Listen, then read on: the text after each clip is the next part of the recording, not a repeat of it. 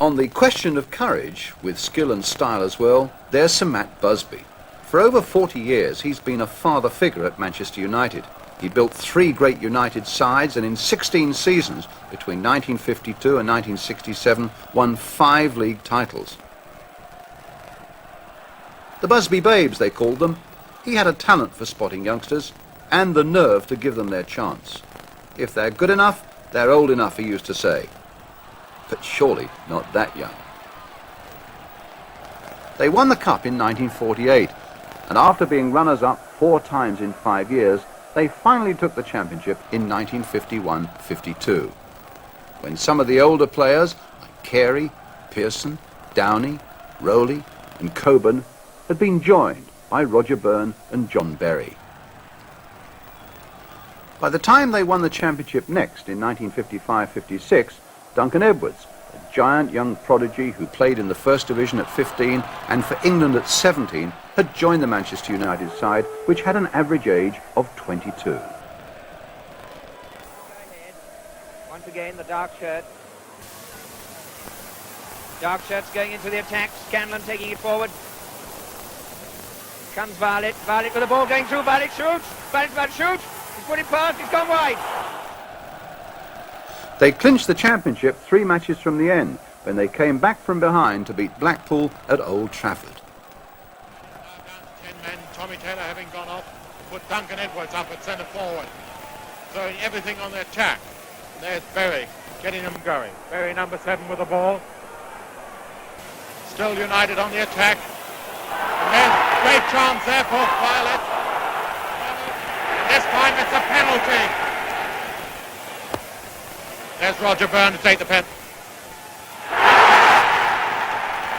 Berry took the penalty. That makes the score 1-1. Pegg with it out on the left wing. All the United forwards up. Violet. Cross to Berry. It comes the right wing. Blackpool defence trying the offside game. Berry going through with it by himself. Cross it comes and Palms made a perfect hit.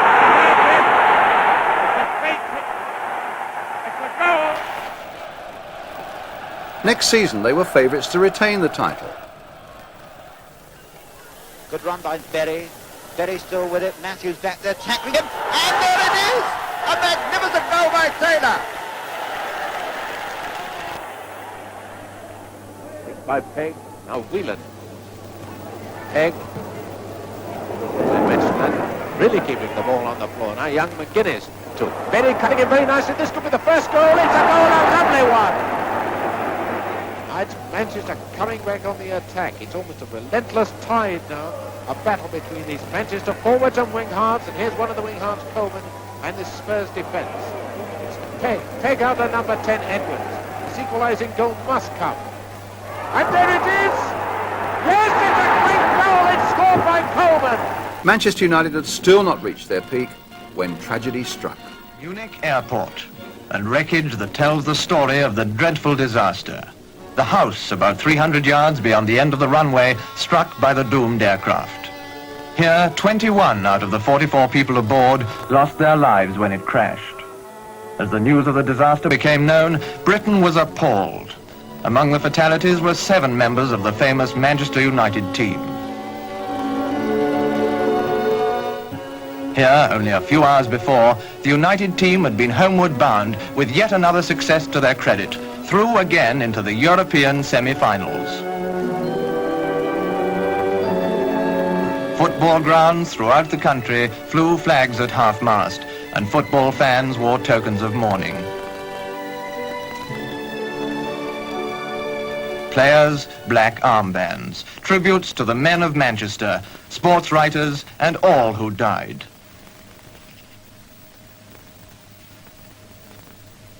The Saturday matches were played, and that's how those who died would have wished. Mourning is nationwide, indeed worldwide, for men who once delighted the crowds. It took 7 years for a new breed of Busby Babes to take the title again. There's Law, and it's 3-0. Beautiful goal by Law. And Manchester United just carving this Arsenal team apart. We were now beginning to look a good side from being a relegation team the season before. 64, I think we landed second, and we started to play some very nice football. And of course we went into the 64-65 season very confident. Best by that time was an established player, scoring goals. David Heard, who got more or less 20 goals and 20-odd goals every season. Bobby Charlton was knocking these 20 or whatever. Pat Crane with these beautiful long balls down, well, particularly say for me. George Best on there. Bill Fuchs, Nobby Stiles had come into the side. So we were a sort of mixture of everything. We had a mixture of guile, we had a mixture of class, goal scorers, and people who could... A little Nobby. Who was that? Occasionally Nobby would, put a little bit of stick if required. If required. So we had... To have a championship side, you really have got to have a mixture of all that, and we did have it. Now it's with Kennelly. Of course, Heard. Jennings there again, Best. Now, can Crerand do it? A goal, a beautiful goal. Free kick then to Manchester United. Oh, and this may be the first one. And it is the first one, and it's Law. Vanetti for Chelsea. To McCready. Best. With McCready, and McCready's made a pass. And it's a magnificent goal. Best. What a magnificent goal. A truly brilliant. United won the championship in 1964-65 by 0.6 of a goal ahead of Leeds United, thanks to this 1-0 win at Elland Road. Best. Check Charlton. Always the master in the middle in defence. Kennelly, and there's the first goal by Kennelly. It was the first full season when Busby had brought together that all-conquering trio, Law, Best and Charlton. Charlton making it with supreme accuracy to Kennelly. Which again, Law, that's it.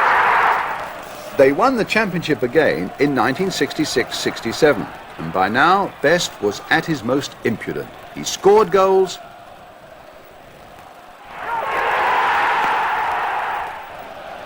and he made them too.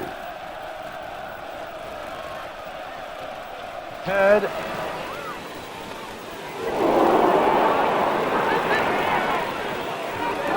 Has to watch for Law. It's a goal by Law.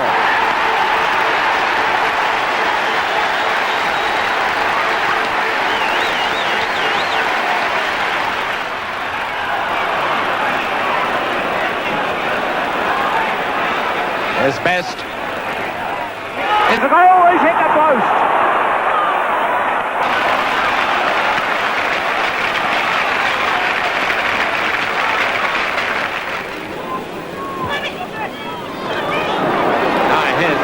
Best.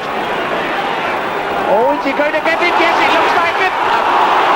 Great save by Jennings. The United side and the one before Munich had set such high standards, and it also marked the start of a long wait on the outside for their next championship triumph. These truly were times for United fans to savour. Best. Awesome. Quick 1-2 wall passes. Crerand to Best. Oh, God, that's Law. A goal.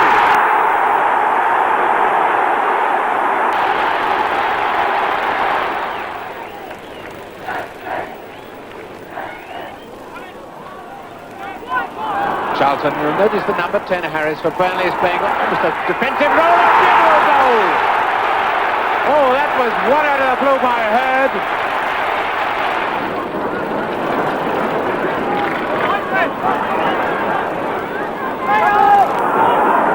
Charlton. Here comes David Heard. And Crerand, the lovely goal. Stiles. Charlton.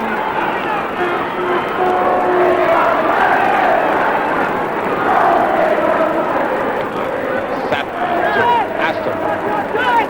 Oh, a good bit of football by Aston to Crerand. To Sata, is this number 4? Yes.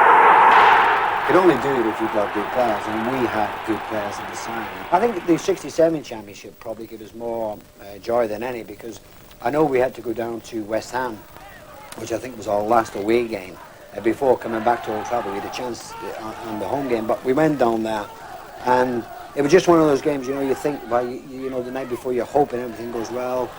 Tomorrow, you get out there, there's a huge crowd at West Ham who always played good football anyway, so you always felt that you were in with a chance of doing something in it.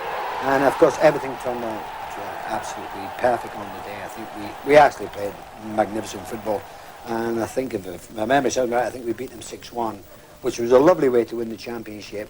The only instruction that Busby ever gave really was, well, we know you can play football. Go out and play the type of football that you could play, me, Best, Charlton, Credit, whatever. And if you've tried your best, no matter what the result is at the end of the game, if you've tried your best, I could ask for no more. And that was as simple as that. Graham to Morgan. McDougall to Charlton.